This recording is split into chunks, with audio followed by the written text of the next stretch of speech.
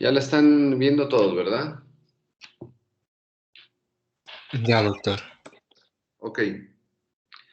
Vamos a revisar este módulo, es de neurooncología y enfermedad vascular. Vamos a empezar con algo de enfermedad vascular. Esta sesión, la próxima mitad y mitad, y la última va a ser de neurooncología nada más. Van a ser tres. Los contenidos son los siguientes: malformaciones arteriovenosas, aneurismas cerebrales, angiomas cavernosos o cavernomas, telangiectasia capilar cerebral y malformación del desarrollo venoso. ¿Alguien ha revisado alguna de estas de casualidad alguna vez?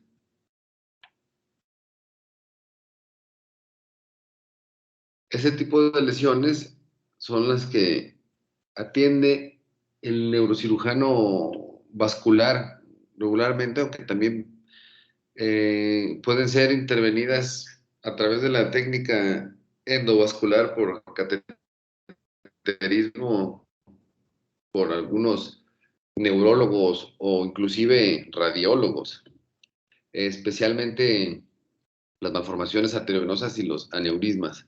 El resto no es posible hacerlo por esa vía. Y solamente se trata, de hecho, las primeras tres. La telangiectasia capilar cerebral y la malformación del desarrollo venoso no se tratan de ninguna forma en la actualidad. Algunos consideran que solamente son variantes anatómicas y no hay nada que hacérseles, salvo diagnosticarlas bien. Entonces vamos a empezar con el caso 1, un masculino de 20 años, antecedente de crisis convulsivas refractarias a tratamiento. Aquí, ¿cuál sería lo relevante o qué piensan ustedes que habría que hacer cuando les dicen que alguien tiene crisis convulsivas?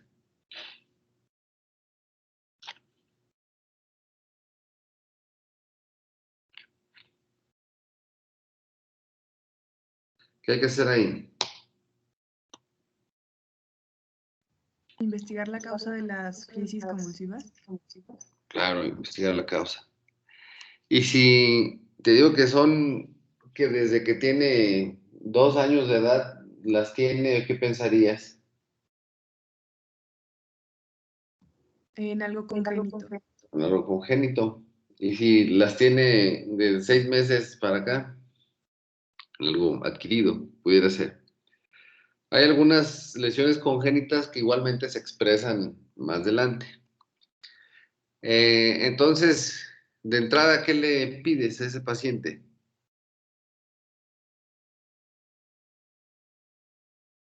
¿Podría Ok, ser una resonancia? ok, de estudio de imagen, pero ¿qué otra cosa sería conveniente hacer al respecto? Porque son crisis, pero hay muchos tipos de crisis, ya lo vamos a ver después. Por lo pronto, te puedo adelantar que hay parciales en donde solamente, parciales motoras, por ejemplo, donde los pacientes solamente se les mueve de forma involuntaria una extremidad transitoriamente. Entonces, hay generalizadas, parciales y demás. Entonces, caracterizarla sería el paso a seguir. Si te digo que tiene movimientos involuntarios transitorios del brazo derecho, ¿en qué piensas?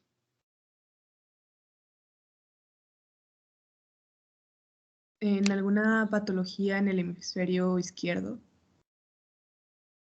Ok, pues pudiera ser. ¿En qué lóbulo?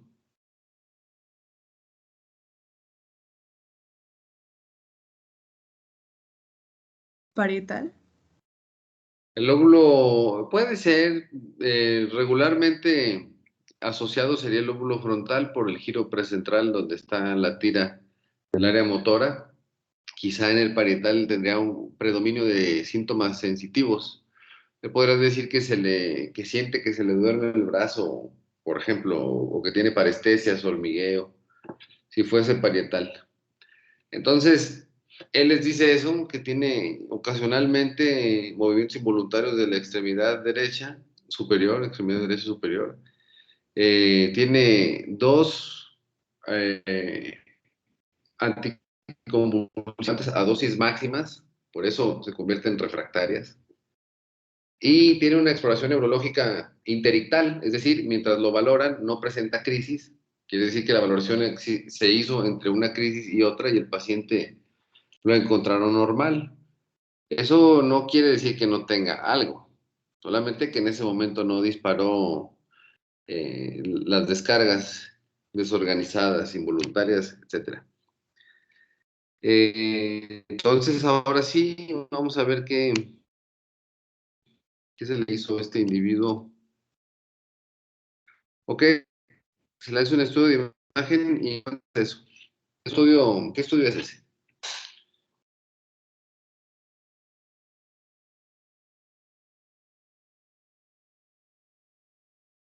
¿Es una tomografía con ventana a cerebro? Ok, ¿cómo se ve el hueso generalmente? ¿Con tanta definición? ¿O eso es hueso o qué es? Eso blanco alrededor.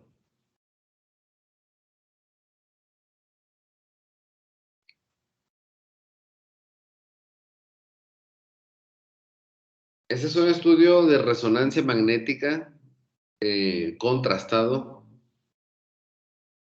¿Y qué se imaginan que son esas colecciones de contraste que están por ahí? ¿En dónde viaja el medio de contraste? Son hemorragias. Una que se está saliendo, si fuera una hemorragia, no es, y si fuera reciente, y que eso fuera medio de contraste, no estaría tan nítida la imagen, sería más bien como una mancha, como mancha única. Pero aquí es súper nítido.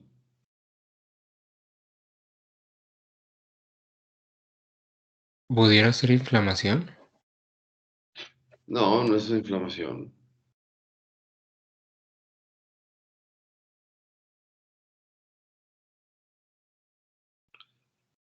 ¿Quién da más? ¿Quién da menos?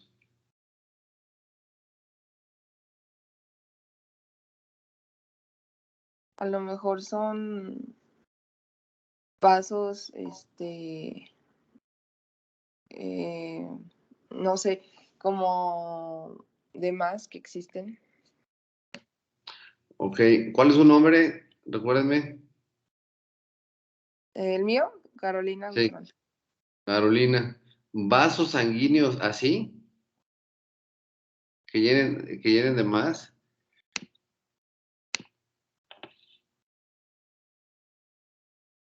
Pues sí, sí son vasos sanguíneos.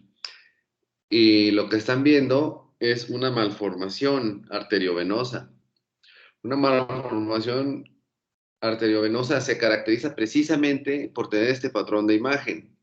Si ustedes ven el medio de contraste, este es un estudio contrastado estático, es decir, se le inyecta medio de contraste al paciente, el medio de contraste difunde por sus arterias y lo característico es que el medio de contraste pase directamente de una zona arterial a una venosa.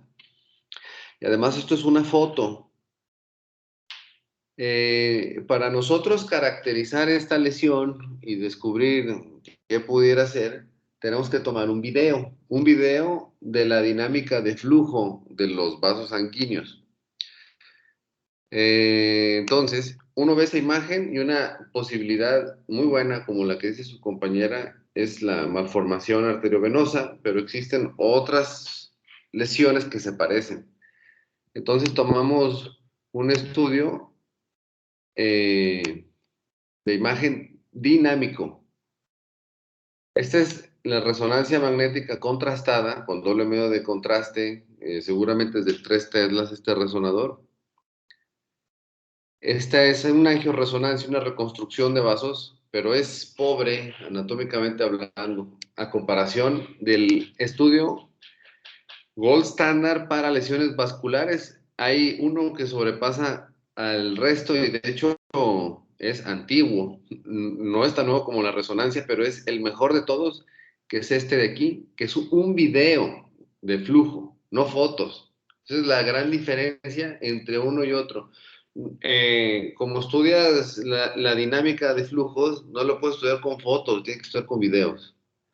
Por eso tomas una angiografía con subtracción digital. Subtracción se refiere a que le quita el hueso a la cabeza y te deja los vasos libres y los puedes observar así. Entonces, un estudio completo de angiografía por subtracción digital se realiza mediante cateterismo, que puede ser un abordaje por la arteria femoral, es un abordaje arterial. Arteria femoral, que luego se va a las ilíacas, aorta abdominal, callado aórtico, y de ahí avanza hasta carótida derecha con un catéter. Se puede hacer por arteria radial también. Antiguamente se hacía directamente por las carótidas, pero tenía la desventaja que no podías canular las vertebrales. Entonces, un estudio de geografía diagnóstica se realiza canulando e inyectando medio de contraste de forma individual, aparte que la diferencia entre el medio de contraste que es venoso contra este es que aquí puede ser selectivo. Tú puedes meter medio de contraste en la carótida derecha, como es el ejemplo, y ver si esa lesión se relaciona con la carótida, lo puedes meter por la vertebral, por la carótida izquierda, inclusive por la carótida extracraneal también del lado que quieran. En fin, eso es importantísimo. Cuando se hable de patología vascular, ustedes ya deben de tener asociado angiografía por subtracción digital, que ese es el método gold standard diagnóstico. No toda la patología vascular necesita de algún estudio dinámico. Esta en particular sí, pero hay unas que no, como los cavernomas. Los cavernomas, por ejemplo, ni siquiera se ven en ese tipo de estudios por la configuración que tienen, pero ya les diré. Al menos al hablar de lesiones que tengan una asociación arteria-vena, hay que hacer este tipo de estudios. Entonces, estamos viendo, por supuesto, una patología aquí. Entonces, este estudio de imagen no es normal, ya viene alterado. O sea, lo que nosotros vemos es una inyección en la carótida derecha, inmediatamente ya se está llenando el seno. Ahorita voy a hacer algún comentario respecto a un estudio normal contra uno alterado.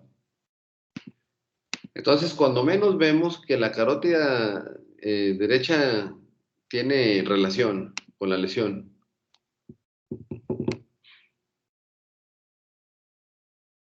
Esa es una proyección lateral del mismo estudio. Y la carótida izquierda, no se diga, es el más relevante en todo caso. Entonces esa lesión tiene llenado por carótida interna derecha y por carótida interna izquierda, por lo pronto.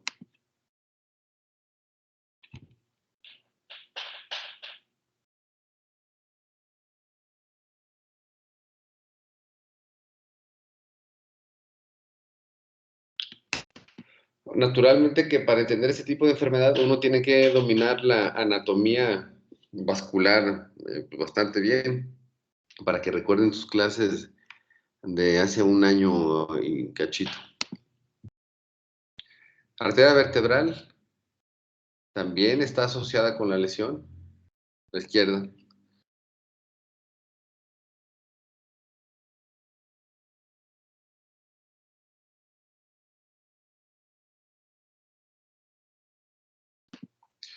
Los otros estudios no vienen porque no tenían repercusión, quiere decir que inyectaron la vertebral derecha y no pintó nada de la lesión, inyectaron las carótidas externas y tampoco pintó nada, por eso es que no lo pusieron.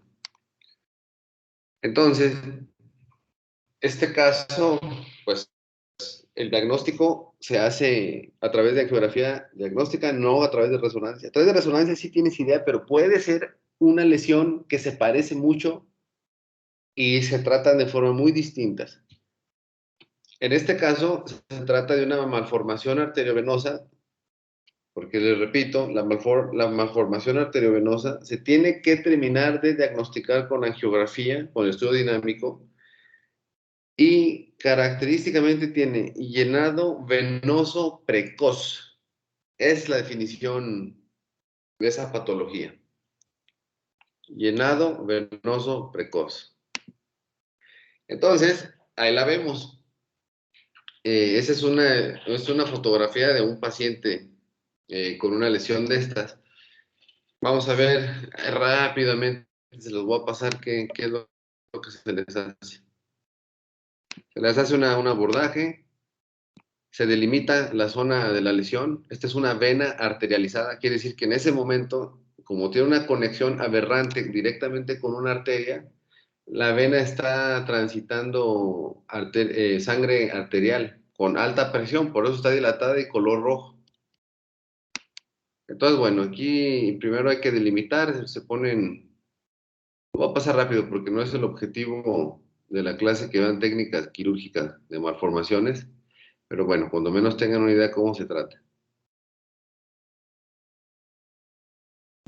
Aquí se rodeó básicamente toda la malformación completa, paso a paso, sin tocar la vena. Si uno toca la vena, es prácticamente cierras el único sitio de drenaje y estas cosas truenan y es un sangraderazo incontrolable a veces.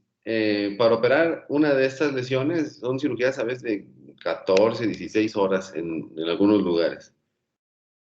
Total, que ahí está la malformación. Queda un espacio grande donde estaba y siempre con su control angiográfico nos damos cuenta que ya no existe.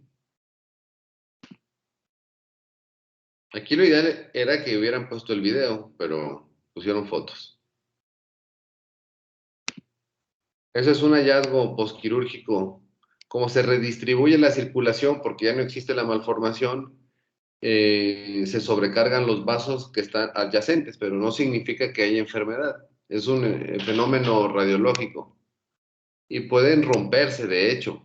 A veces hay sangrados postquirúrgicos por ese tipo de sobrecarga. En fin, esa es una malformación arteriovenosa.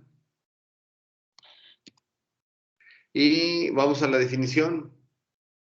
Como dice el New England, conglomeración focal de arterias y venas dilatadas dentro de ínquima cerebral conectadas directamente entre sí. Debido a la ausencia de red capilar. Fíjense bien las características. Esto es básico. Aquí, para uno decir malformaciones arteriovenosas, tiene que estar esto forzosamente. No puede tener capilares. Si no tiene capilares, significa que no hay microcirculación. Si no hay microcirculación, no hay parénquima funcional.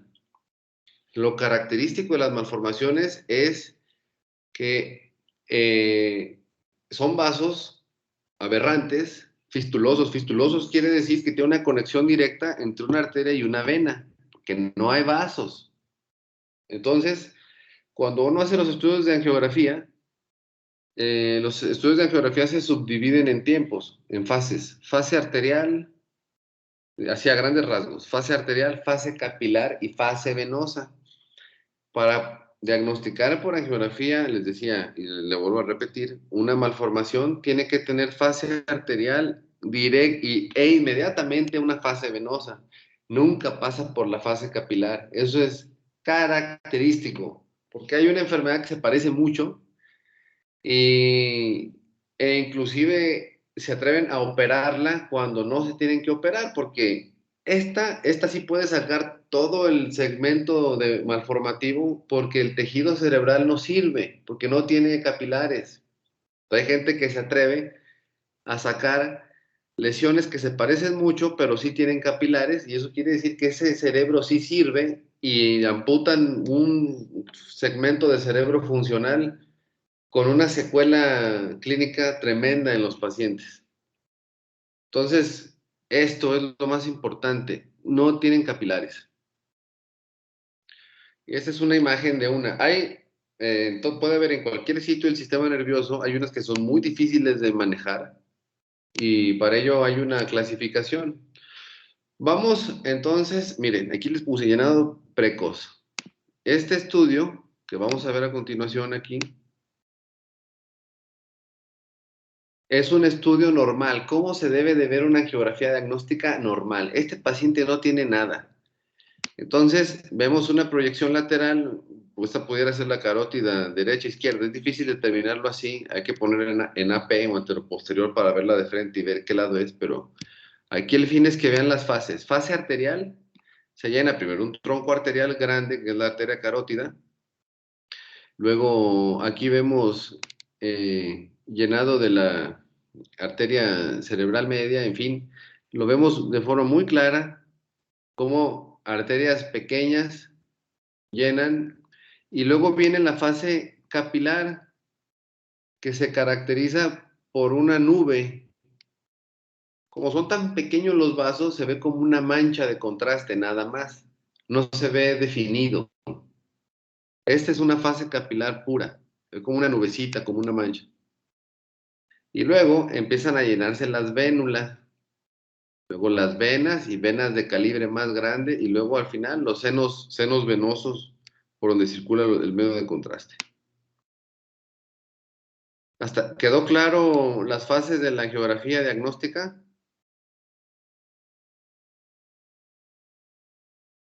¿Las puede repetir, por favor? Es una fase arterial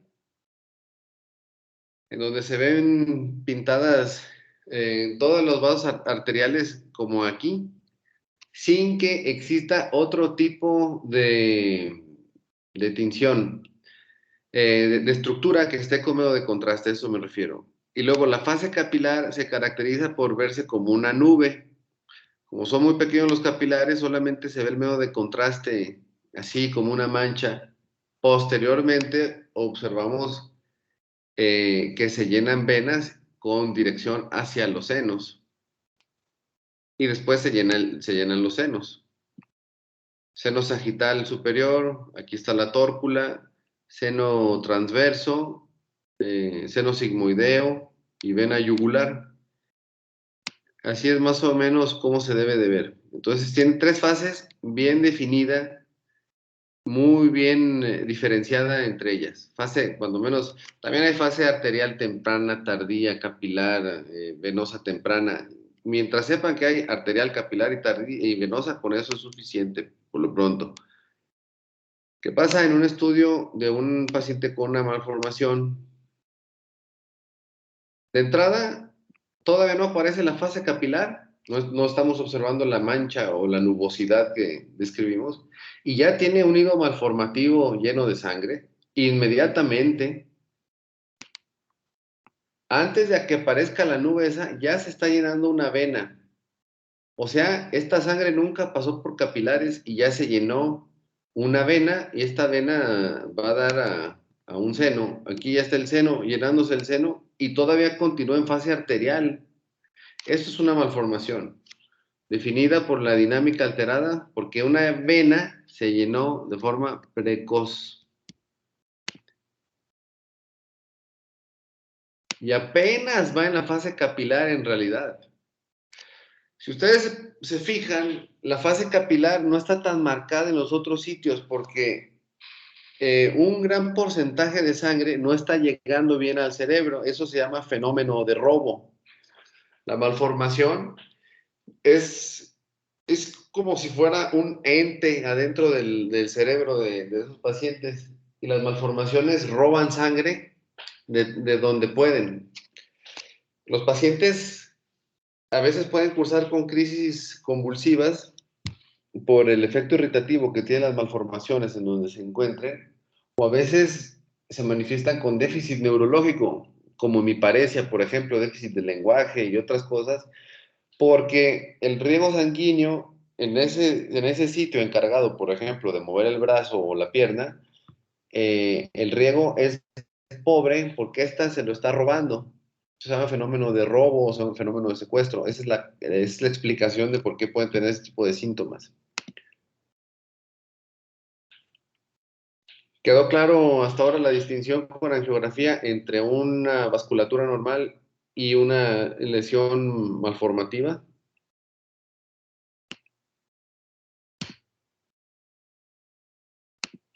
Doctor, Sí. entonces, nada más así como para aclarar, en Cuando hay un llenado de vena precoz, o sea, sí va a haber fase capilar, pero va a haber como que incompleta esa fase, o sea, no va a abarcar todo lo que es los hemisferios. Acuérdate que la angiografía es un disparo a una arteria en particular. Entonces, de entrada, sí, puede ser supraselectiva, por ejemplo, subirse hasta la arteria cerebral media y disparar directamente de ahí. No te va a llenar las otras arterias normales. La manera más fácil de pensar al momento de observar una angiografía es que vas directamente. Primero identificas el vaso, ya sabemos que es la carótida interna. Ves cómo se está llenando, perdón, ves cómo se llena el vaso arterial y le das seguimiento, lo sigues. Ahorita no te importa fijarte en fases capilares, y simplemente, bueno, para comparar, ves que de la arteria inmediatamente ya hay un nido, que las malformaciones tienen un nido. Haz de cuenta que tienen tres partes. Tienen la arteria o arterias, que a veces son varias. Tiene que tener una arteria que llene un nido y una vena que drene el nido. Esos son sus componentes anatómicos. Pero a veces puede tener 3 venas que lo drenen y 5 arterias que lo llenen. Y el nido a veces puede ser de 10 centímetros de tamaño, esos gigantescos. Entonces, observas la fase arterial, sabemos que no hay fase capilar. Si es lo que preguntas, está bien, vemos y no hay fase capilar. ¿De acuerdo? La fase capilar se vería así. Y aquí todavía no hay. Y ya estamos viendo un nido malformativo llenándose. Ya hay una vena llenándose aquí y todavía no aparece esta fase en el resto del cerebro. A veces aparece de forma simultánea, pero no debe de aparecer. Las venas y sobre todo los senos, si te fijas en la normal, deben de aparecer. Cuando aparece un seno es porque ya no existe fase capilar, porque esa sangre, ese medio de contraste que se iba a ver en los capilares, como ya no está ya no se ve en el seno porque ya no está en los capilares. O sea, o está en un lado o está en otro y aquí se mezclan, en otras palabras. Entonces, aquí ves venas antes de ver la nubosidad de esta capilar de la que platicábamos. Antes de ver capilares, ya ves una vena aquí llena. Eso es un llenado precoz. Quiere decir que se está llenando una vena antes de tiempo. ¿Quedó más o menos claro? Sí, ya, doctor, muchas gracias. Ok, de nada. Entonces, por eso es muy importante la angiografía diagnóstica, porque aquí yo estoy viendo una lesión, yo puedo decir que esto es un nido malformativo, que está medio difuso incluso, porque hay lesiones compactas y otras difusas además. Desafortunadamente no existía la angiografía diagnóstica. Esta sí es angiografía, pero son fotos. Uno tiene que ver los videos de estos estudios para caracterizar. Esto, así como lo ven, está muy parecido a una malformación arteriovenosa. Parece que tiene un nido, pero si ustedes se fijan, no tiene senos llenos de sangre. Aquí sí, pero esta es una resonancia. Esto no tiene secuencia. Aquí está el seno sigmoideo y el seno transverso y el seno sagital y la tórcula. Pero esto de aquí fue un estudio de resonancia y esto pues fue más dinámico, sin embargo siguen siendo fotos. No tenemos el video, pero en estas imágenes que se supone que ya deberían de estar llenándose los senos, no se están llenando. Esta es una enfermedad muy rara, muy poco conocida, que se llama angiopatía proliferativa. La angiopatía proliferativa, a diferencia de la malformación arteriovenosa, que se parece muchísimo, esta sí tiene capilares. Entonces, como tiene capilares, tiene áreas de tejido cerebral funcionales. Estas no las puedes quitar como la otra porque lo acabas al paciente. Y yo he visto casos donde sí las quitan. Pues es un error diagnóstico. Por eso es muy importante tener un diagnóstico bien hecho antes de andar haciendo Doctor, esto. ¿cómo dijo? Angiopatía ¿Angiopatía proliferativa? Sí, súper rara, pero ahí está. Y es un diagnóstico diferencial de malformaciones arteriovenosas gigantes. Y esto que están viendo aquí se parece mucho porque aquí ya tiene una fase capilar. La foto pues muestra una fase capilar, pero también muestra fase venosa. Esto, yo porque ya me sé los diagnósticos, pero esto de aquí es un tumor que es entre comillas benigno, pero es altamente vascularizado, que se llaman hemangioblastomas. Esos tumores se tienen que operar como si fueran malformaciones porque de otra manera sangrarían muchísimo. Pero bueno, esto es un tumor que se caracteriza por tener vasos malformativos, pero a diferencia de la malformación arteriovenosa, sí tiene un comportamiento oncológico y la malformación es congénita, pero se expresa en la adultez. Y a veces existen malformaciones en novo, significa que por alguna razón le hicieron un estudio de imagen a un paciente y años después ya tienen la malformación. Pero bueno, hay tumores que se parecen naturalmente que en este caso, pues uno ya debió de haber visto una resonancia, una angiografía, una tomografía antes de ver este estudio y ya sabemos que es un tumor. Los tumores que son muy vascularizados, se les hace angiografía por dos cosas. Para ver la angioarquitectura de sus vasos, o sea, la distribución y pensar cómo lo vas a quitar durante el procedimiento, o bien para inyectarle material embolizante. Material embolizante se refiere a que le puedes inyectar una sustancia como cemento para infartar la malformación, bueno, en este caso la lesión tumoral. La infartas y cuando vas y la operas, pues ya no sangra nada porque la llenaste de cemento. Generalmente usan un cemento que se llama Onyx para hacer eso. Pero bueno, vamos a continuar. Hablando de la cuestión clínica, Doctor, sí, disculpe, ¿cuál fue el nombre que le dio el tumor? este es un hemangioblastoma. Y Gracias. hay otro que se llama hemangiopericitoma, que se parece también, y son tumores altamente vascularizados del sistema nervioso. Ya los veremos en su respectivo módulo, pero este se llama hemangioblastoma. Ok, las malformaciones clínicamente pueden cursar asintomáticas o pueden cursar con síntomas. Los síntomas, como el caso, crisis convulsivas, ¿por qué? Porque tienen efecto irritativo en donde se encuentran, o el mismo fenómeno de robo a veces puede causar las crisis. Y el déficit neurológico es secundario al fenómeno de robo, que yo les decía. Esto es cuando no sangran. De hecho, la manifestación más frecuente de una malformación es el mismo sangrado, y el sangrado depende de la magnitud, de la localización, del tamaño y demás. Puede cursar con diversas manifestaciones.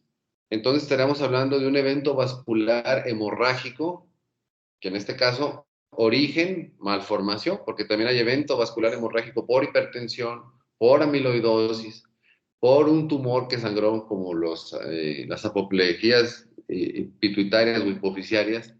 En fin, la mayoría de las veces se manifiesta con sangrado.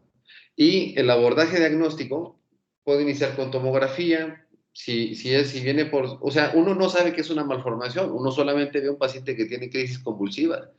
Y ya vimos que las crisis convulsivas, pues es una manifestación de una variedad tremenda de lesiones del sistema nervioso, entre ellas congénitas, infecciosas, los abscesos pueden causar eso,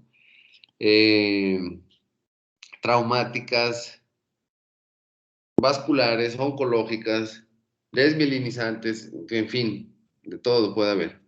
Entonces, pues le das un ataque, si ya ves en la tomografía que parece una malformación, ya le haces la resonancia, la angiografía y la caracterizas de forma completa. Como toda la enfermedad, todas las enfermedades deben de conocerse su historia natural. La historia natural de una enfermedad quiere decir qué va a ocurrir con esa enfermedad si no le hacemos nada. Y esto es muy importante porque se debe de poner una balanza la intervención que uno pueda hacer contra la historia natural.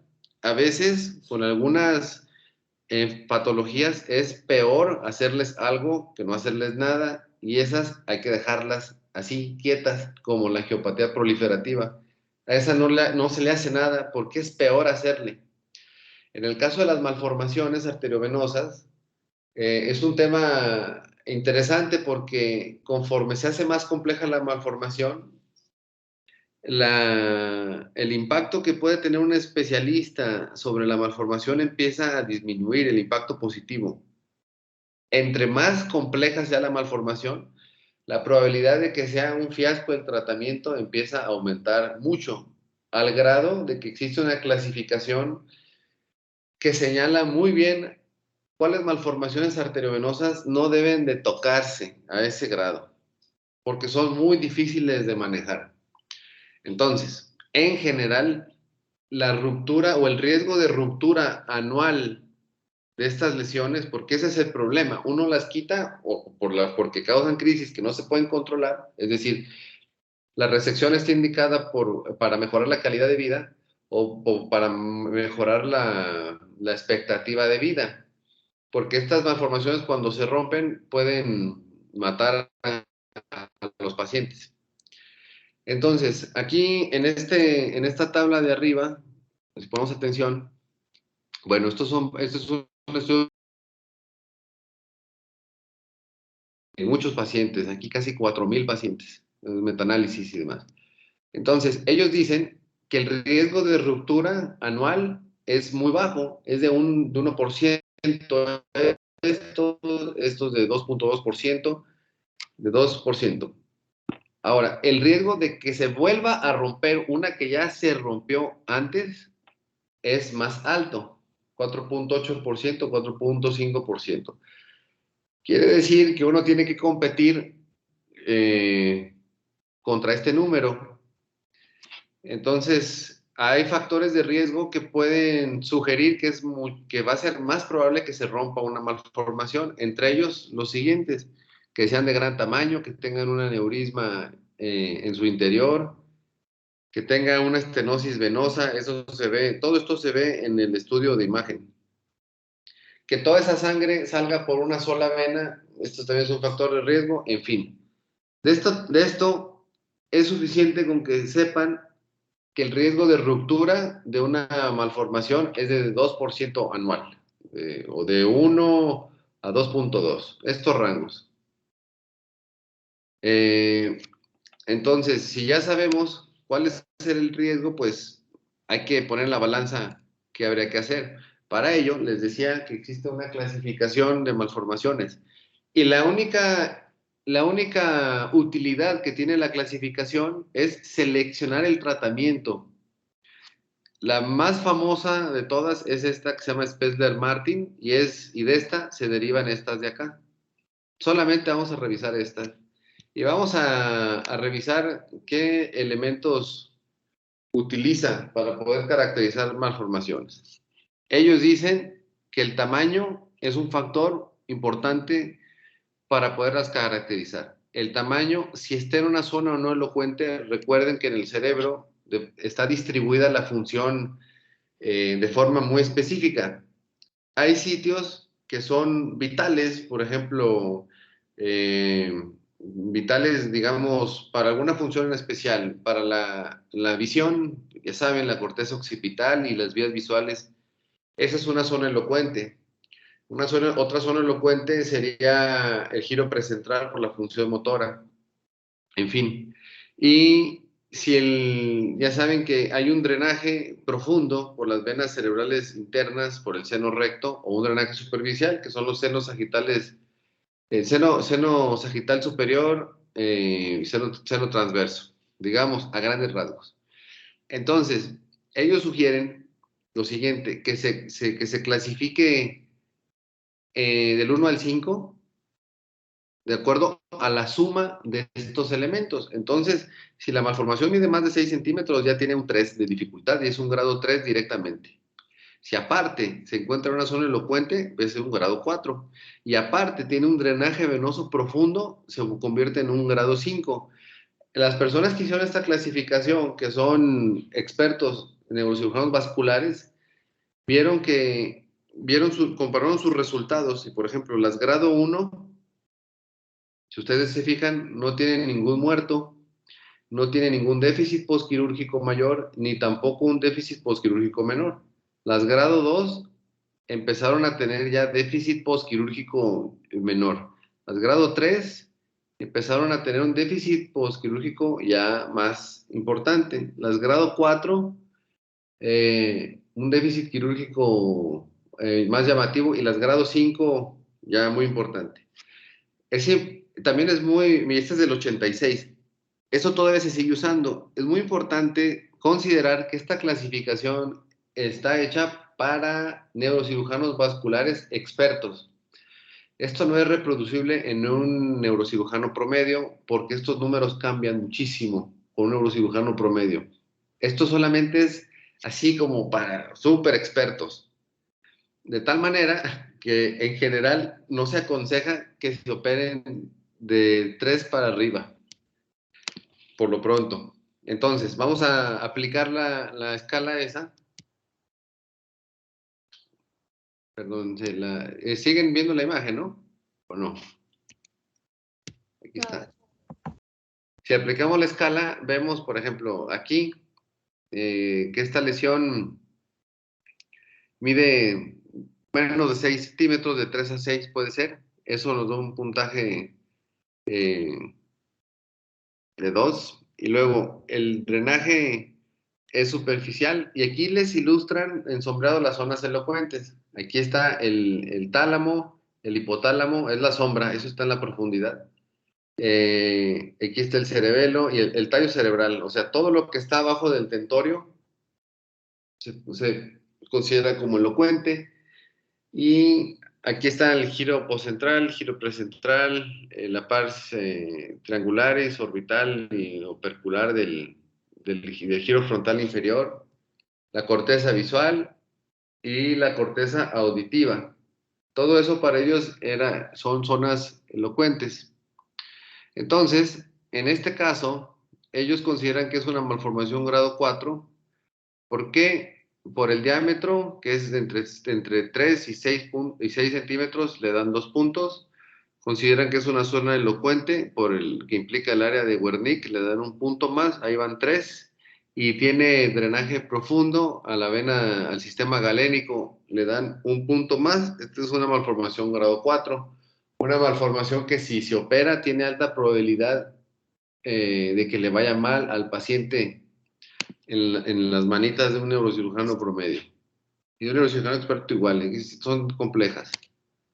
Entonces, actualmente, el manejo es el siguiente. Las grado 1, microcirugía. Grado 1 y grado 2. Cuando son grado 3, se puede utilizar la embolización, que ya les decía yo que era con materiales como cemento para obliterar vasos y facilitar la cirugía. La embolización es un tratamiento que ayuda, pero no es el definitivo. El definitivo es la cirugía. Esta es una subdivisión de los grados 3 por otra escala que no vamos a ver, pero en el grado 3 en general se opera. Son las alternativas. Se puede utilizar radiocirugía. La radiocirugía es una modalidad terapéutica que es a través de rayos gamma, en el caso del gamma knife. Consiste en, luego les pongo una imagen cuando vemos los tumores, porque se utiliza mucho para tumores la radiocirugía. Total, son lesiones por radiación directa en la malformación. Y finalmente, el grado 4 y grado 5 es conservador, o sea, verlo y esperar que no sangre o que no caiga en ese porcentaje de 1 a 2% anual. O bien, para aquellos que son muy diestros para este tipo de lesiones, pues se atreven a operarlos con ayuda de la embolización o con ayuda de radiocirugía. La radiocirugía tiene una desventaja enorme sobre las demás, que para tener un efecto en la malformación, para generar una lesión por radiación se tarda como 5 años. O sea que tú dejas al paciente descubierto 5 años con la probabilidad de que sangre. A diferencia de estas dos, que son inmediatas. Pero bueno, eso es en cuanto a las malformaciones arteriovenosas. Primero, ¿en qué consisten? Diagnóstico, clasificación y tratamiento. ¿Queda alguna duda con esto?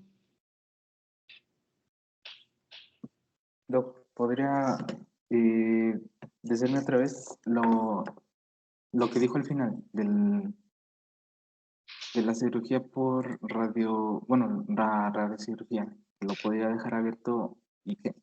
La radiocirugía es una modalidad para tratar algunas lesiones del sistema nervioso, incluyendo psicocirugía como depresión mayor, incluyendo oncocirugía o oncología, como le quieras llamar, para tumores. También para malformaciones arteriovenosas tiene un rol. La radiocirugía tiene, digamos, que funciona a través del siguiente mecanismo. De forma ultra selectiva se dirigen rayos gamma hacia un blanco en especial, o un target, le llaman ellos, y generas una lesión por radiación en un sitio muy localizado, muy bien definido, con una zona de penumbra, o sea, que alrededor no lastime tanto a las estructuras normales. Y la lesión es como una lesión de radiación cualquiera, pero tiene un efecto a largo plazo, un efecto esclerosante. O sea, a lo que le dé, haz de cuenta que lo cicatriza. Pero esa cicatriz, digamos, te estoy hablando en término figurado, esa lesión, mejor dicho, tarda en aparecer muchos años. Por eso es que se queda una ventana de posibilidades para que tenga eventos hemorrágicos mientras tiene el efecto de la radiocirugía. A eso me refiero. ¿Sí quedó claro eso? Sí, ya, muchas gracias. Ok. Bueno, vamos con el caso 2. Masculino, 35 años, sin antecedentes. Cefalea intensa. Esto es característico de esa enfermedad. Cefalea intensa es la peor de su vida, náusea y vómito. Ahí, ¿qué me pueden decir con esos datos?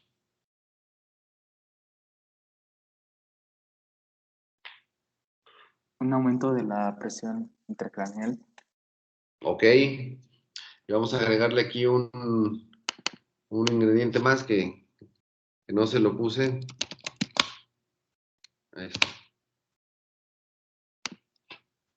Entonces, si es súbita, muy intensa, y dice que es muy, muy gacha su dolor de cabeza y lo hace vomitar y demás, ¿cuál es el origen de la cefalea?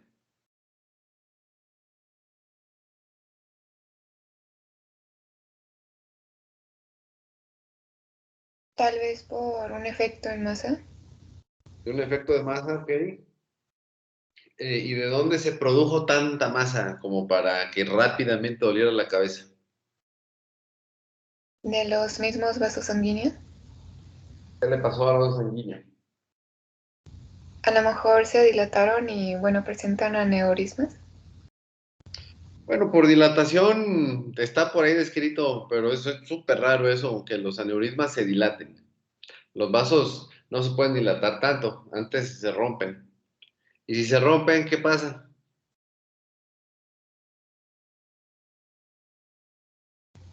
Pues habría hemorragia y a lo mejor causar isquemia.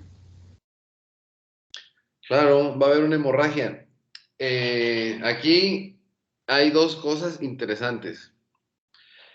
El sangrado depende en dónde se encuentre, puede tener manifestaciones diversas. Al final estamos hablando de hemorragias, pero hay una hemorragia en especial que genera un ambiente difuso en toda la cavidad intracraneal complejo, y es una que se llama hemorragia subaracnoidea. La hemorragia subaracnoidea, y luego, curiosamente, ya saben que cuando uno dice hemorragia subaracnoidea, primero, estamos hablando de un sangrado, propiamente la palabra hemorragia, en el espacio subaracnoideo, o sea, en donde circula el líquido cefalorraquídeo. Y a lo que iba es que cuando hay hemorragias, por ejemplo, dentro del parénquima cerebral, por una hipertensión, vamos, un ejemplo, a veces ni siquiera duele la cabeza, porque pues, si son pequeñas, si son muy grandes y aumenta la presión endocraniana por el volumen del sangrado, bueno, ya cursarán con síntomas muy parecidos a este. Y además con déficit neurológico, de acuerdo a donde aparezca. Esa también puede aparecer con déficit neurológico, pero a veces las hemorragias intraparenquimatosas, o sea, dentro del cerebro, no son tan llamativas respecto a la sintomatología de cefalea. Pero esta sí, esta se caracteriza y siempre nombran que la peor cefalea que puede tener alguien es por una hemorragia subaracnoidea. Entonces, si es una hemorragia subaracnoidea, estamos hablando de que los vasos de mayor tamaño están en el espacio subaracnoideo. Quiere decir que el sangrado viene de un vaso de calibre ya considerado. Entonces, ustedes lo encuentran somnoliento, incongruente, entonces tiene rigidez de nuca. ¿Ahí qué sospechan? ¿Cuál es la orientación clínica con esos datos? ¿Con qué dato yo pienso en algo en particular?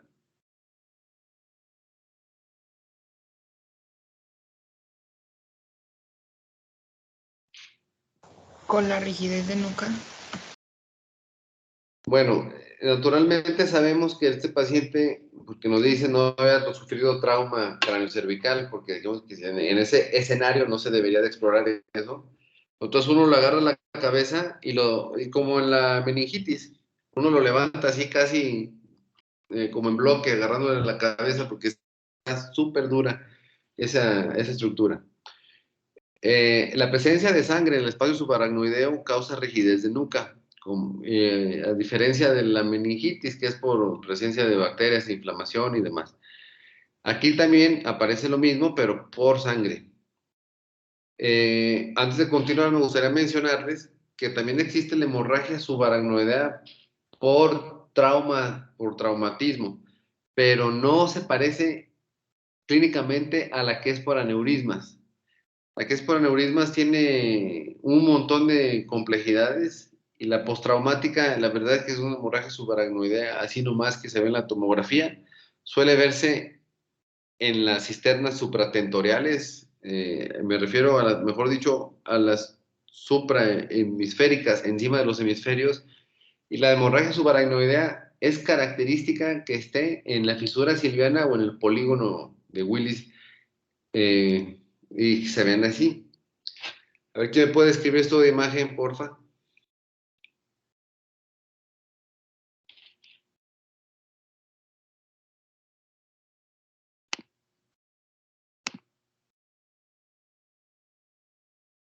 Yo, A ver, por ejemplo, estamos viendo una tomografía axial, bueno, sí, corteaxial, en sí. ventana cerebro, y pues se puede observar un acúmulo bueno, un acúmulo Hiper- hiperdenso hiperdenso, eso es. en en la base del encéfalo, correspondiente al polígono de Willis, en la imagen de la izquierda. Ahí está. Ajá. Y vemos que en cortes más Altos, digamos, sí, sí. rostrales, bueno, altos, Ajá, pues este patrón se va, pues, o sea, también se ve la hemorragia, pero se ve más evidente en la de la izquierda y es correspondiente al polígono de Willis. ok, entonces esta es una hemorragia subaracnoidea típica en tomografía. Acuérdense que la sangre en tomografía se ve blanca. El sangrado no, después se va a degradar y va a desaparecer. Pero esto es una hemorragia y es una hemorragia súper abundante. O sea, llena la cisterna interpeduncular, la cisterna crural, la amis, la cuadrigeminal, la insular, la silviana, la carotidia, la interhemisférica. Cada rayita tiene su nombre. Toda la llena. Y además aquí parece que tiene un sangrado en el tálamo derecho. Pero bueno, esta ilustración no tiene nada que ver con el caso, pero se los quise poner porque, o sea, es de otras imágenes, pero pudiera corresponder con el caso igual. Para que vean cómo se ve una hemorragia subaracnoidea aneurismática. Si fuera traumática, lo más probable es que tuviera, por ejemplo, estas manchitas aquí y el resto sin sangrado. Esa es la gran diferencia. Esto solamente se pinta así cuando hay un aneurisma, y puede ser un aneurisma basilar, por ejemplo, de la bifurcación de la arteria basilar, como tiene un flujo tan alto, es capaz de hacer un jet de sangre, o sea, un chorro que se vaya a todos estos lugares. Entonces, ya habíamos dicho que el cerebro, los vasos sanguíneos y el líquido cefalorraquídeo son los únicos que ocupan un lugar en la cavidad endocraneana. Y si uno le mete más volumen, en este caso expensas de sangre, genera un cráneo hipertensivo. Y eso explica los síntomas del paciente.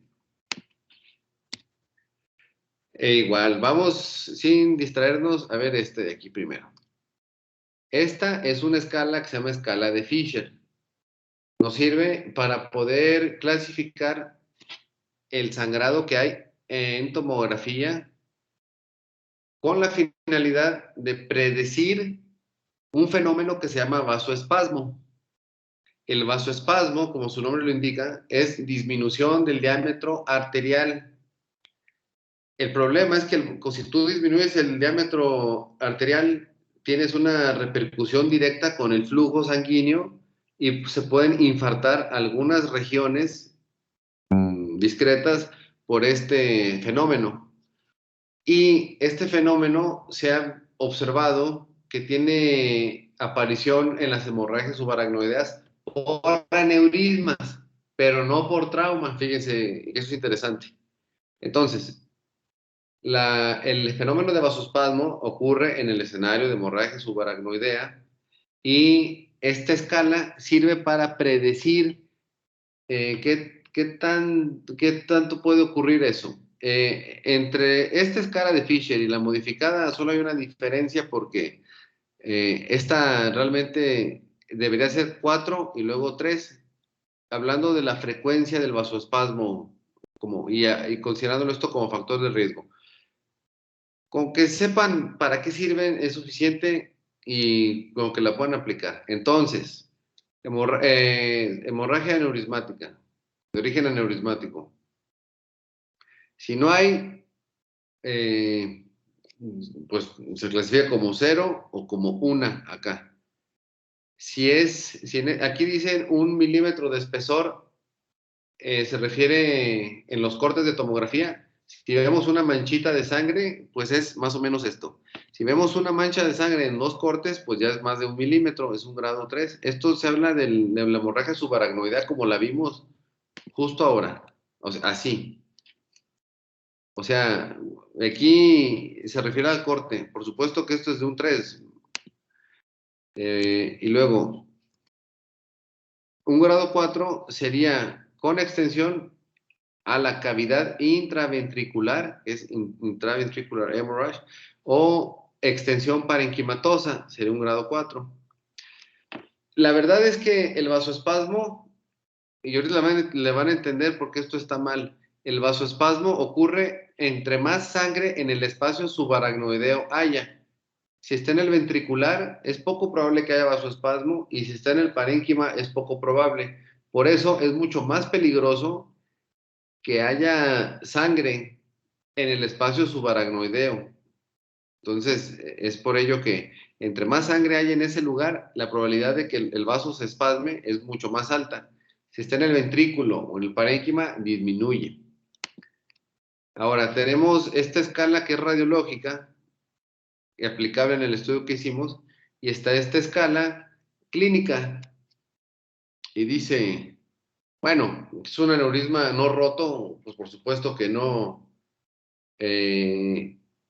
Bueno, sí pueden generar síntomas cuando no se rompen, cuando el domo del aneurisma, ahorita les voy a decir que es un domo del aneurisma, contacta un nervio y tiene un efecto de masa pequeño y lo irrita.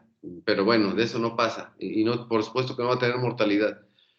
Si es un grado 1, significa que el paciente tiene un aneurisma roto, identificado en imagen, pero está asintomático o tiene mínimo dolor de cabeza. La probabilidad de que él se muera es baja con esa presentación. Ahora, una presentación así, asintomático, con un aneurisma roto, es muy rara. De hecho, se puede decir en general que si tiene 100 pacientes que se le rompió un aneurisma, 50 no llegan ni siquiera al hospital.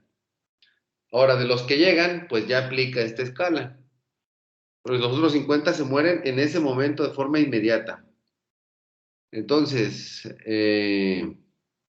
bueno, complican las cosas a veces. En fin, asintomático o leve, y luego está moderado, una cefalea intensa, rigidez de nuca, pero no tiene compromiso neurológico, como el que tiene este paciente, la mortalidad es de 5. Este paciente sería un grado 3 porque está somnoliento, que sería el equivalente al drowsy, además está confundido. La probabilidad de muerte es de 19%. Cuando están en estupor, por un déficit neurológico profundo y demás, la mortalidad es de 42%, y cuando los encuentras en coma después de un sangrado de esos, la mortalidad es 77%. Pues son escalas radiológicas y clínicas y la manera en que se aplican. De todas maneras, el tratamiento pues va dirigido a las necesidades, ¿no? Esta ya fue causada por el sangrado que ya existió, ya nomás es una manera de clasificar y de poder hablar de mortalidad al respecto. Los estudios que se hacen para complementar el diagnóstico esto es una angiotomografía en donde se ilustran perfectamente bien los vasos y se atenúa el resto de la imagen. Esta ya la conocen, ¿cómo se llama esta?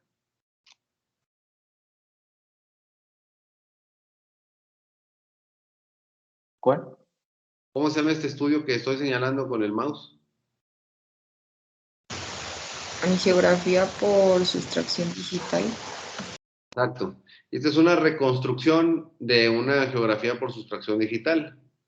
Entonces aquí estamos viendo un aneurisma, que es esta bola, de una arteria que se llama arteria comunicante anterior.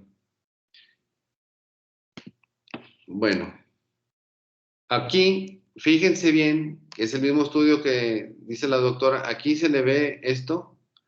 Este aneurisma ya no le entra medio de contraste porque alguien le puso el tratamiento, creo que fue con coils o cemento, coils o las dos. Los coils son como unos alambritos que meten por catéter y los logran incrustar dentro del aneurisma y empiezan a hacer lo empiezan a rellenar, y eso hace que se trombose. Entonces, como se forma un coágulo por los coils, ese aneurisma queda excluido de la circulación y teóricamente disminuye el riesgo. Este sería un tratamiento endovascular, o sea, por cateterismo para aneurismas.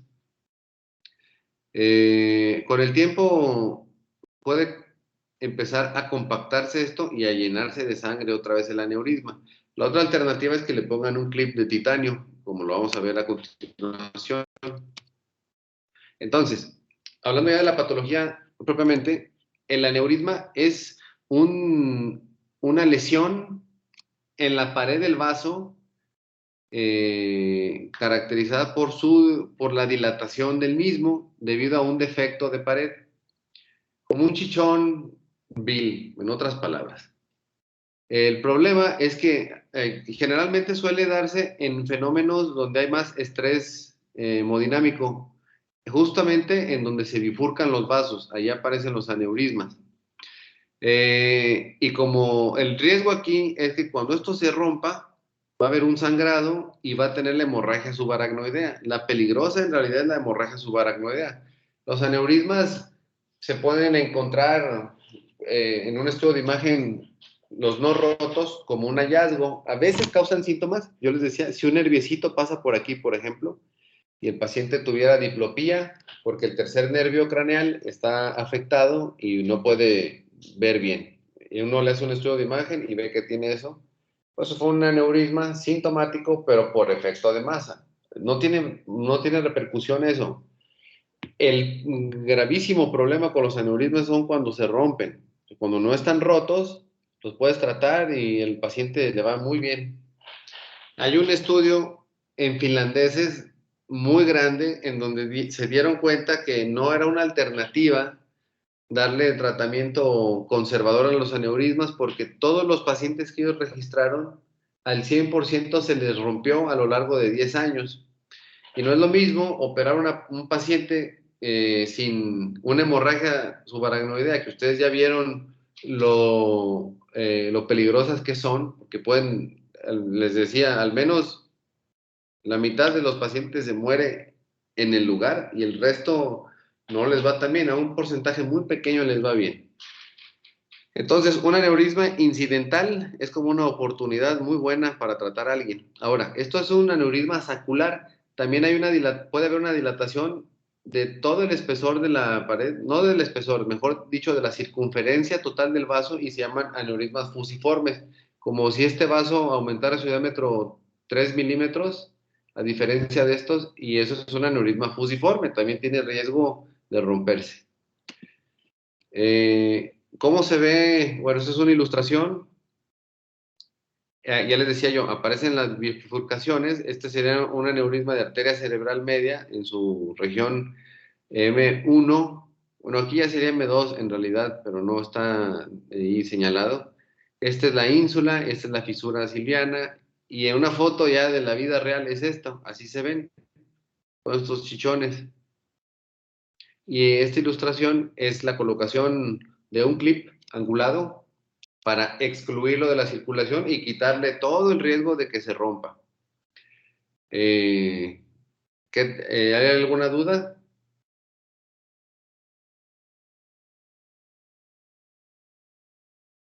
Bueno, continuamos entonces. El caso 3. Femenino de 23 años de edad, no antecedentes, cefalea intensa de inicio súbito, occipital, dificultad para caminar, lateralización a la derecha, múltiples vómitos. ¿Ahí qué me pueden decir de esa paciente? Así como ven ese caso.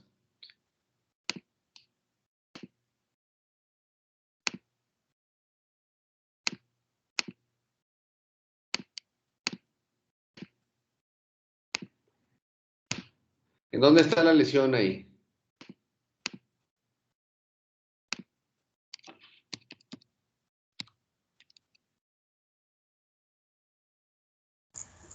Pues yo diría que a lo mejor se encuentra entre lo que es el lóbulo occipital y el cerebelo. El lóbulo occipital, porque por la irradiación del dolor.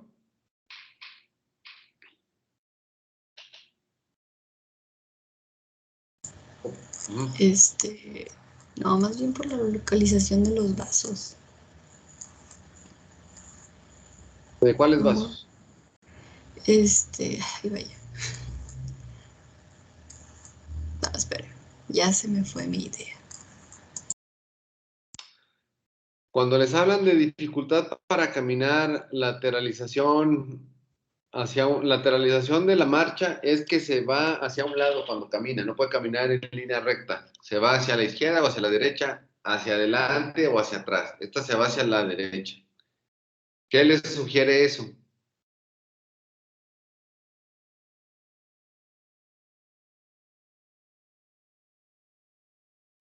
Pues yo me imagino que Ivonne trató de decir que la lesión estaba en el cerebelo, del lado de, Ok. bueno, en el hemisferio cerebeloso del lado derecho. Bueno, No, es del lado izquierdo, porque Acuérdense que lateraliza al a lado. diferencia. No, sí, ¿Mande? continúe. No, dime tú mejor, pues. ¿Yo qué? No, es que, por ejemplo, si ese lado, el lado derecho está bien, y el lado afectado no, pues va a lateralizar hacia el lado que está bien, ¿no? Entonces, tal vez la afección de la que estemos hablando, del lado izquierdo o del lóbulo izquierdo del cerebelo. Eso era lo que quería decir. Bueno, por lo regular lateralizan al lado lastimado, pero aquí una consideración importante es que a diferencia de los hemisferios, el cerebelo tiene dos decusaciones. Eso quiere decir que vuelve al mismo lugar. Entonces, todos los síntomas derechos es porque el hemisferio derecho es el que está afectado, a diferencia de la vía motora, que esa solamente tiene una decusación. ¿Me explico? Sí, Bueno, entonces ahí está, pues cerebelo. Y los vómitos. Los vómitos y la cefalea intensa, ¿de dónde vienen?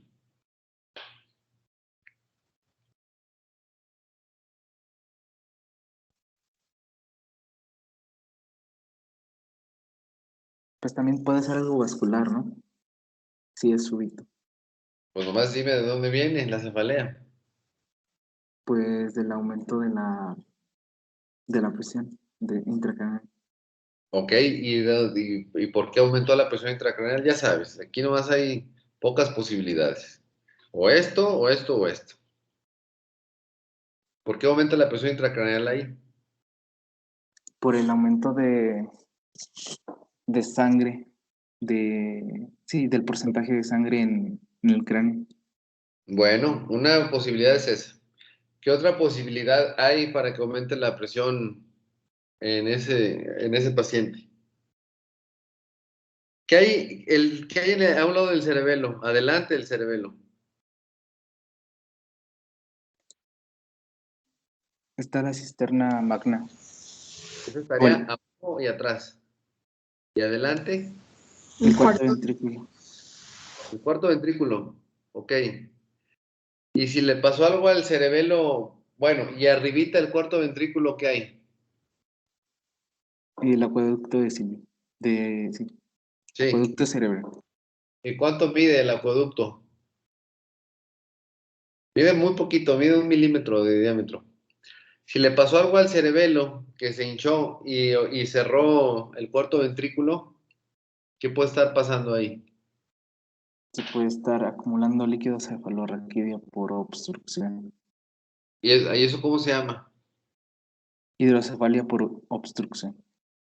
O sea, está totalmente de acuerdo. ¿Una hidrocefalia obstructiva o por obstrucción, como tú dices? Pero es así. Bueno, vamos a ver. Entonces, ya le exploraste. Tomás tiene Glasgow de 14, no le encontraste alguna anomalía más que la marcha. Bueno, ¿y qué le haces? Pues ¿Tú se estás supone que, sospechando? Ajá, dime. se supone que ya lo valoré, ¿no? Neurológicamente, dijo. Entonces ahora lo que sigue pues es hacer un estudio de imagen, Pues sí, un estudio de imagen. ¿Qué estudio le pides? una tomografía. Bueno, ¿y qué le vas a buscar a la tomografía? Pues confirmar la hidrocefalia. ¿Ok? Tienes estudio de imagen. Ahí te lo ponen con flechitas. A ver, platícame de izquierda a derecha, ¿qué estás viendo? Pues en la imagen de la izquierda se puede ver una masa hipodensa en la fosa posterior del cráneo. A ver, ¿hipo o hiperdensa? Hiperdensa, perdón, sí. ¿En dónde está? En el, Esta, lo- ajá, en el lóbulo derecho del cerebro, ok, cerca del y vérmix. cerca del vértice, sí. Pero ahí hay una lesión intraparenquimatosa, pero también hay una intraventricular, ¿no? Mm, La blanca es del parénquima, o sea, la de la flecha blanca. Esto de aquí es dentro del parénquima y este coágulo ya está dentro del ventrículo, ok. así como una ayuda. Y aquí vemos, aquí no se ve el cuarto ventrículo, ¿verdad? No, No se ve porque está ocupado por un coágulo. ¿Y esto qué es? es el acueducto cerebral, está hipertrofiado. ¿Se le puede llamar así? ¿O No, está grande? Además, un espacio no se puede hipertrofiar, el acueducto es un espacio. Eso que está ahí es el tercer ventrículo. Tercer ventrículo es una rayita como una alcancía en cortes axiales. Y no tiene no tiene forma de alcancía, ¿no? Tiene una forma ovalada. Si tiene una forma ovalada, ¿qué quiere decir? Cuando debería de verse como una rayita. Pues que aumentó la presión y Está lo dilatando, dilató. está dilatado.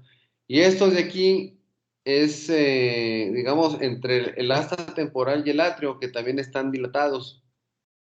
Entonces, tienes una lesión ocupativa, en este caso es un coágulo intraventricular en el cuarto ventrículo, y tienes dilatación del sistema ventricular supratentorial. Entonces, ¿qué diagnósticos tienes hasta ahí? ¿Confirmas los diagnósticos que ya habían dicho? Sí, ¿Con cuáles son? es por la hidrocefalia por obstrucción o obstructiva y puede ser por el coágulo que está acá, que Sí, mencionamos en la... totalmente. Ahora, este coágulo o este tipo de hidrocefalia que tú dices que es obstructiva, claro, porque está interrumpido una vía dentro del sistema ventricular, ¿a dónde iba a salir el líquido que iba a pasar por aquí? ¿A dónde se iba a dirigir? ¿A qué espacio? Pues iba a continuar hacia la médula, ¿no? No directamente, en la médula también hay un canal, pero es el canal medular y ahí circula poquito líquido, pero iba a ir a otro lugar, a un espacio que está alrededor del cerebro. ¿Cómo se llama ese espacio? Su aracnoide. Sí, ¿a través de qué hoyos que están entre el cerebelo y el tallo cerebral? Hay unos forámenes. ¿Cómo se llaman esos forámenes? El foramen de Luschka y de Magin. Sí, entonces, está interrumpida la circulación hacia esos forámenes, entonces el sistema ventricular quedó aislado porque ese coágulo lo está tapando del resto del espacio subaracnoideo. Y del espacio subaracnoideo quedamos que el líquido cefalorraquídeo se iba a reabsorber ¿en qué estructuras? En las, ¿cómo se llama? En las forámenes subaracnoideos. Bueno, ajá, algo así. Granulaciones. Granulaciones aracnoideas. Si las granulaciones aracnoideas sirven, quiere decir, si las granulaciones aracnoideas no estuvieran funcionando, estuviéramos hablando de una hidrocefalia comunicante o no obstructiva, porque comunica, perdón, una hidrocefalia comunicante o no obstructiva, porque el sistema ventricular y el espacio subaracnoideo tienen un flujo normal, pero el problema sería de la vena de allá arriba. Una alternativa para estos pacientes es la siguiente. Como tiene obstruido el foramen de Luschka y el de Mayendi, uno puede hacer un hoyito con un endoscopio en el piso del tercer ventrículo para hacer una conexión del sistema intraventricular hacia el espacio subaracnoideo. Uno cae justamente en la cisterna interpeduncular con un perforador. Esa es una alternativa para este paciente. La otra es que directamente le pongan una ventriculostomía o una válvula. O la otra, que yo no me hubiera atrevido a hacer esa, es la que le hicieron al caso, pero les fue bien. A esta paciente la dejaron en observación y le dieron medidas antiedema y se le resolvió sola la hidrocefalia. Se me hace medio arriesgado, sobre todo cuando tienen los medios para hacer las cosas, pero bueno, lo resolvieron de esa manera. Y después hicieron estudios de resonancia magnética, corte axial, coronal sagital, contrastado, en donde observaron una lesión justamente en la parte interior del cerebelo, es decir, en los límites del cuarto ventrículo, pero como es con medio de contraste, el protocolo está mal hecho. ellos diagnosticaron, se los adelanto, esto no es típico de los cavernomas, pero bueno, eso fue el caso que yo encontré. Los cavernomas deben de evaluarse también con imágenes no contrastadas, porque por lo general no captan contraste ellos. Pero bueno, esto fue un cavernoma, perdón, cerebeloso. Vamos a ver primero en qué consiste el cavernoma. Los cavernomas tienen 1000 formas de llamárseles. Angiomas cavernosos, cavernomas, y tienen como unos 9 sinónimos más, pero bueno, siempre le ponen algo de cavernoso. Consiste en la siguiente lesión.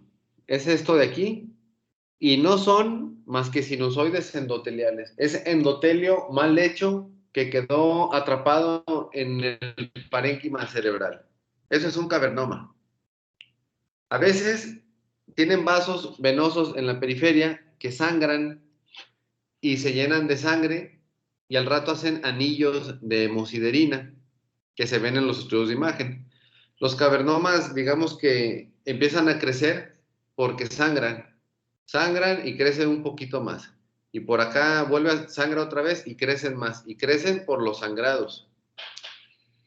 Entonces es una lesión congénita, aunque también se han visto cavernomas en ovo, sobre todo después de radiocirugía, después de biopsias, después de cirugía en general. En fin, sí pueden aparecer. Los cavernomas, uno nunca los ve así, ¿no? Porque esto es una biopsia. Los cavernomas pueden, de acuerdo a su localización, que pueden ser en cualquier lado, tienen diferente manera de manifestarse. Crisis convulsivas, efecto de masa, cuando son grandes, cuando sangran, que tienen más efecto de masa de forma súbita, etc. Realmente, como uno los ve en imagen, sería como este ejemplo. Esta es una resonancia magnética en secuencia T2 y la característica es que se ven como en palomita de maíz. Así vienen en las descripciones de los libros de radiología. Para simplificar las cosas. Eso negro que se ve ahí es un anillo de hemosiderina. Cuando los cavernomas no han sangrado, hay algunas secuencias en especiales como la SWAN y la SWI para ver justamente algo o poquitita hemosiderina que hayan quedado por los vasos periféricos. Pero bueno, cuando tienes una imagen tan franca como esta, pues no es necesario hacer mayor estudio. Existe una clasificación que se llama clasificación de Zabramsky que le da puntajes a los cavernomas. Bueno, ahorita por lo pronto que sepan que se ve como palomita de maíz en resonancia. La Zabramsky compara varias secuencias unas contra otras y detecta, si ustedes se fijan, más o menos el contenido y el anillo o la periferia. No entraremos en muchos detalles con esto, simplemente que quede claro que el estudio estándar para evaluación de cavernomas es resonancia magnética.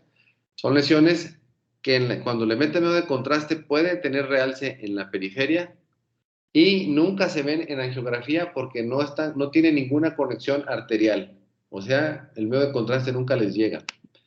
Generalmente, acuérdense que aquí siempre puede haber variantes. Y finalmente, otra patología que se llama telangiectasia capilar cerebral es una malformación de capilares. El medio de contraste sí se ve que capte y acá no capta cuando no se utilizan contrastes y en T2 generalmente ni siquiera se ve.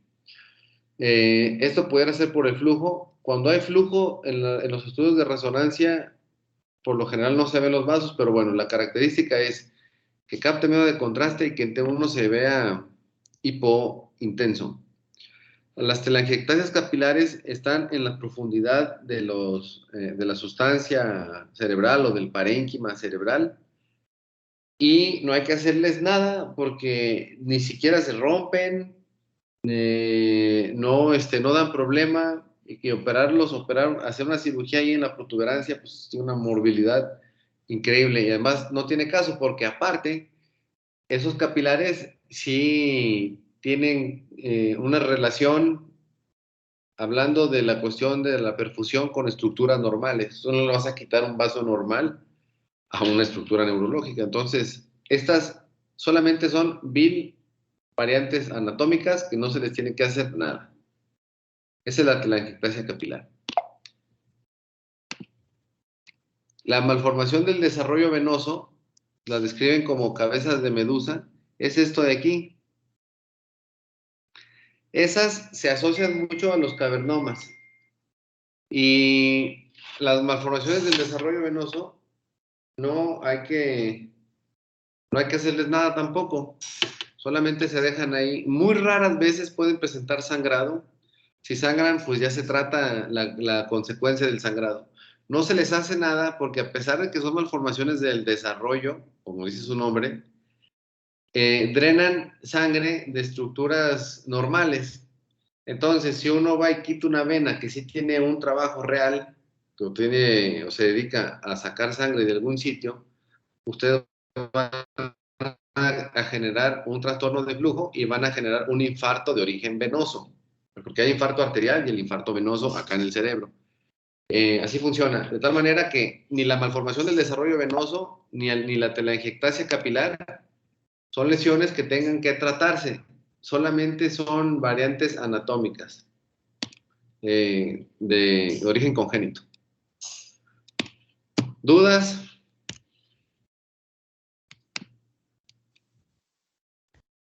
Doctor, ¿la telangiectasia no provocaría síntomas ni nada? No lo han relacionado con algún cuadro clínico, son variantes, es como si juntaran muchos capilares que funcionan y no hay nada que hacérsele, absolutamente nada. Ok, muchas gracias. De nada, ni a esa ni a la anomalía del desarrollo venoso, absolutamente nada. Doctor, Sí. bueno, yo tengo una duda. ¿Qué tiene, o sea, que ver la telangiectasia capilar cerebral y la malformación del desarrollo venoso con los angiomas cavernosos? La telangiectasia capilar, esta no tiene nada que ver, pero esta sí. La malformación venosa del desarrollo sí se asocia a cavernomas. Y es importante desde el punto de vista quirúrgico, porque los cavernomas se tratan en algunos escenarios. Por ejemplo, esto no lo mencioné, qué bueno que me recuerdas, le voy a poner aquí para que no se me olvide. Mejor le quito esta y le pongo el tratamiento, por lo pronto. Los angiomas cavernosos se tratan en algunas circunstancias. Para empezar, si causan síntomas. Es un poco, ¿cómo decirlo? No está bien definido en qué momento tratarlos en algunos escenarios, pero si generan síntomas, sí se tratan. Por ejemplo, generan crisis convulsivas porque este anillo de hemosiderina es altamente epileptogénico. Si causa síntomas como efecto de masa, déficit neurológico y demás, se operan. Pero hay que tener mucho cuidado para operarlos porque uno tiene que buscarles precisamente la vena esa. Muchas veces hay estudios en donde sí los asocian con un porcentaje importante. Algunos dicen 20% de cavernomas tienen asociación a una vena anómala del desarrollo en su periferia. Ahora que hicieron un estudio con un resonador de 7 teslas, si yo les digo que el resonador más novedoso acá es de 2.5, puede ser. Hay uno de 7 teslas, o hay uno de 9 teslas incluso que están en Alemania, que parecen prácticamente cortes de cerebro. Con resonadores de alta resolución como esos, han detectado que el 100% de los cavernomas tienen una vena cerquita. Y cuando uno lo va a quitar con cirugía, es importante saber si tiene una vena para no tocarla, porque si uno toca esa vena anómala del desarrollo, puede generar un infartazo de un territorio que esté cerca, ahí, un territorio adyacente al cavernoma. por tocar la vena del desarrollo, por coagularla. Entonces, esa es la relevancia que tienen. Y dependiendo la serie que leas, te digo, en este caso, el estudio con resonancia CT la relación es de 1 a 1. O sea, por un cavernoma tiene que haber una anomalía venosa del desarrollo. A la anomalía venosa no le haces nada, pero al cavernoma sí, sí causa síntomas. Esa es la relación que existe, o mejor dicho, la relación en frecuencia según ese estudio y la relación en cuanto a planeación quirúrgica siempre debe de considerarse por las consecuencias de lastimar la vena. ¿Sí quedó claro eso más o menos? Sí, doctor, ya mucho más claro. Gracias. Ok, ¿qué otra duda tienen respecto?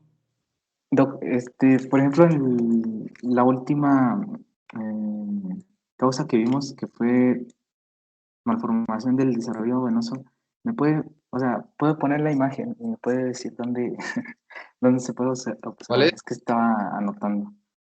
En la última que vimos, de malformación venosa. Es esta, es esto. Ah, sí. Le llaman cabeza de medusa. Ah, Así la puedes buscar en el Osborne que les pasé. Ahí vienen muchos ejemplos y puede estar en cualquier sitio y se caracteriza como por un racimo, no un racimo, sino como un ramillete de muchos vasos que captan medio de contraste, pobremente, pues porque son venas. Entonces, así la puedes encontrar. Es esto de aquí. Y esta bolita es un cavernoma. ok, muchas gracias. Nada. ¿Qué otra duda, aclaración o qué más hay pendiente?